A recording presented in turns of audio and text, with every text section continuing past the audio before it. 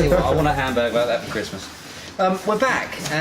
We're going to drink another beer. In fact, we're basically going through the brewery, actually, picking out all the old vintage dusty bottles and just finishing them off, tidying up, really, for you. Right in Stockholm? Yeah, exactly. So, tell us about this very attractive-looking bottle. Cool, so this is Bashah 2009. In 2009, we made a collaboration beer with Stone called Bashah, which was a black Belgian double IPA.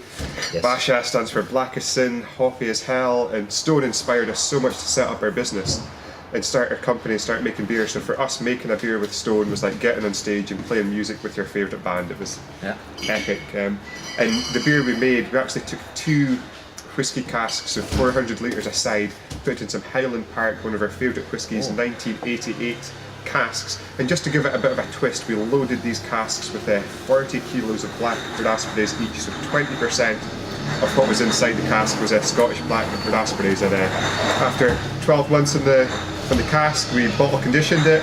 We commissioned an amazing young Scottish artist, Johanna Basford, to hand draw a label for us. It's all numbered, limited editions, and only a tiny amount of people have had the opportunity to taste this. So you're almost the Swedish guinea pig. Maybe I shouldn't use the word guinea pig after what we got. The Swedish guinea pig for this beer. So cheers. Okay, cheers. Cheers. I mean, first of all, looks-wise, it's absolutely stunning. Black as night. Thick, sort of almost like pillowy head. I think you could probably lay down on that and jump on it, couldn't you? I think you could. It looks incredibly decadent. And on the nose, I mean, you know, I remember I actually had Bashah, and I'm still several months later trying to work out what that was. There was so much going on in the beer, and now you've just made it even more complicated. Because you've got the fruits coming through, haven't you? Yeah, I mean, the nose for me is just so much depth and complexity in there. You get some of the whiskey influence, so Highland Park, it's kind of cinnamon honey, but a little bit of smoke in there. It's almost burning pirate ships. You get the tartness of the berries, you kind of get the dark chocolate, cocoa flavours of the malt in there. There's just so much in the nose, and it just, the nose is so good you don't know if you want to drink it all or just sit there kind of letting it warm up and smell it. It's absolutely, but it's a lovely level of smoke. It's not too much. It's not overpowering at all, and it's lovely. And it's mixing up with these fruits, you know, smoky fruits, smoky black currants.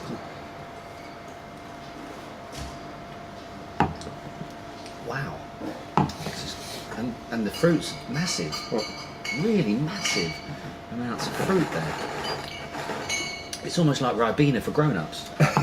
You get a little bit of Ribena. I get a little bit of Ribena, which is a soft drink. I don't know if you can get it in Sweden, but very, very intense fruit juice flavours here as well, mixed up with all that chocolate and fireside sort of notes. And just kind of tying all that together, you get the Belgian yeast which is going in through there, so you get kind of subtle vanilla, banana, kind of clove flavours, which is quite unusual to get in a dark beer, but with the kind of layers of flavour for the whiskey cask and then the tartness of the fruit, which just takes the edge off the sweetness. It's something that works very well, and being bottle conditioned is just going to keep on developing in the bottle as well.